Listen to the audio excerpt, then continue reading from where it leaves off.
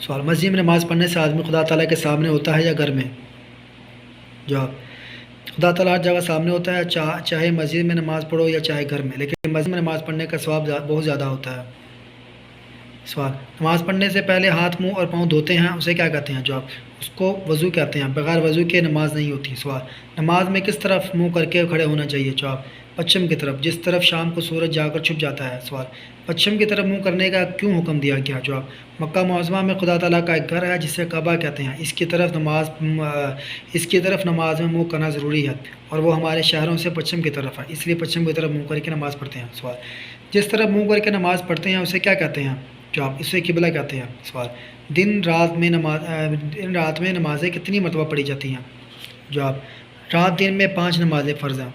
سوال، 5 نمازوں کے نام کیا ہیں؟ جواب، پہلی نماز فجر جو صبح کے وقت سورج نکلنے سے پہلے پڑھی جاتی ہے، دوسری نماز ظہر جو دوپہر کو سورج ڈھلنے کے بعد پڑھی جاتی ہے، تیسری نماز عصر جو سورج چھپنے سے 2-1.5 گھنٹے پہلے پڑھی جاتی ہے، چوتھی نماز مغرب جو شام کو سورج چھپنے کے بعد پڑھی جاتی ہے، پانچویں نماز عشاء جو 1.5-2 گھنٹے رات آنے پر اب پڑھی جاتی ہے۔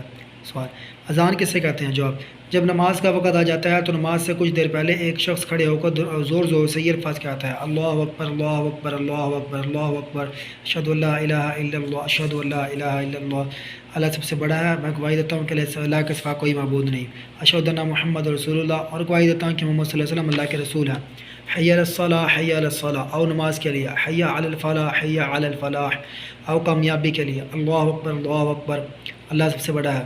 ان الفاظ کو اذان کہتے ہیں۔ صبح کی اذان میں حی علی الفلاح کے بعد الصلاۃ خیر من النوم 2 مرتبہ کہتے ہیں۔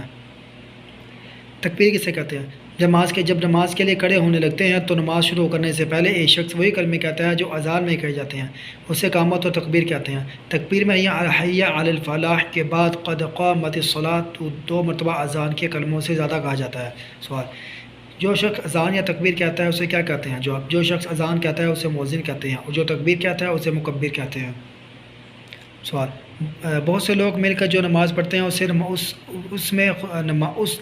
اس نماز کو اور نماز پڑھانے والے کو اور نماز پڑھنے والے کو کیا کہتے ہیں؟ جواب، بہت سے آدمی مل کر جو نماز پڑھتے ہیں اسے جماعت کی نماز کہتے ہیں، نماز پڑھانے والے کو امام اور اس کے پیچھے نماز پڑھنے والے کو مقتدی کہتے ہیں۔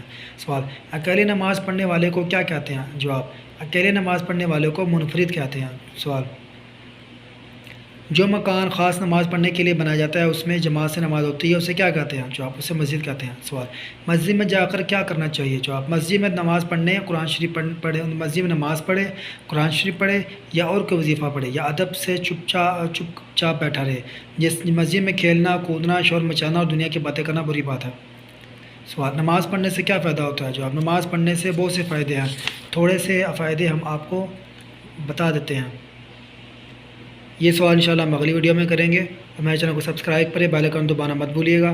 جو بھی سوال جو آپ اس دین کے سوال جو آپ سنیں، تاکہ آپ کا اور میرا سب کا ایمان تازہ ہو، اور اس کو لائک کریں، شیئر کریں۔ السلام علیکم۔